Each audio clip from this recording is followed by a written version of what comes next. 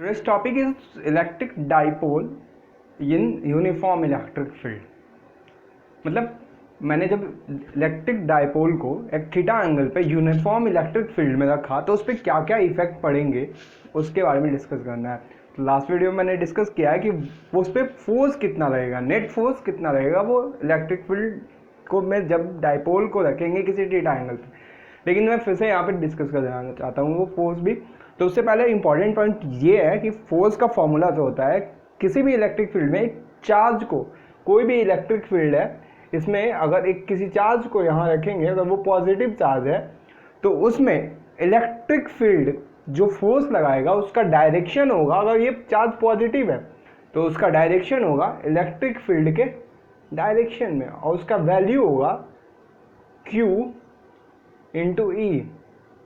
Q जो है वो चार्ज का वैल्यू और E इलेक्ट्रिक फील्ड का वैल्यू। E कुछ भी हो सकता है, वो फंक्शन हो सकता है या और फिर जब अगर हम नेगेटिव चार्ज को रखते हैं तो उसमें जो फोर्स लगेगा वो इलेक्ट्रिक फील्ड के अपोजिट डायरेक्शन में। Force is equal to Q into E. Magnitude same रहेगा अगर चार्ज का वैल्यू सेम है तो और इलेक्ट्रिक फील्ड सेम है तो फिर ये पॉइंट यहीं पे लिखा हुआ है, यही बात लिखा हुआ है कि in uniform electric field direction of force on positive charge in the direction of electric field and force on the negative charge is opposite direction of the electric field.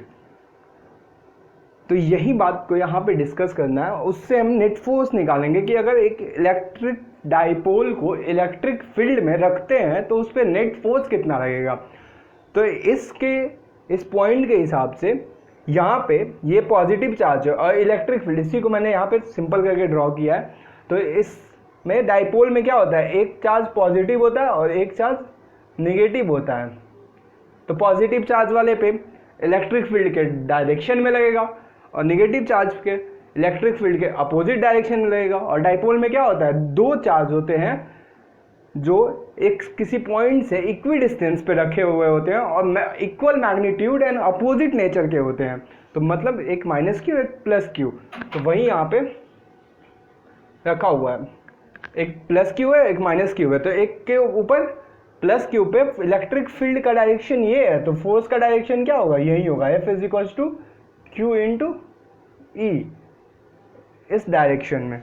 और इस वाले पे क्या होगा, F का direction F is equal to Q into E electric field इस direction में, अब उसके अपोजिट डायरेक्शन में। तो इस दोनों वेक्टर को जब हम सम करेंगे तो एक होगा यहाँ पे F1 और इसको मान लेते हैं F2। तो F1 और यहाँ पे लग रहा होगा F2, क्योंकि ये वेक्टर क्वांटिटी है F1 और F2, इसको हम पैरेलल शिफ्ट कर सकते हैं। किसी भी वेक्टर को हम पैरेलल शिफ्ट कर सकते हैं कभी। तो इसको यहाँ ला दिए और इसको यहाँ ला दिए तो फिर ये एक सेंटर पे आ गया। तो F1 और F2 का मैग्नीट्यूड इक्वल है तो F नेट क्या होगा, F net is equal to हो जाएगा, F net is equal to हो जाएगा Q E minus Q E, ये पॉजिटिव चार्ज वाला और ये नेगेटिव चार्ज वाला। तो F नेट का वैल्यू जो हो जाएगा वो 0 हो जाएगा। मतलब कि ये हम कह सकते हैं इन यूनिफॉर्म इलेक्ट्रिक फील्ड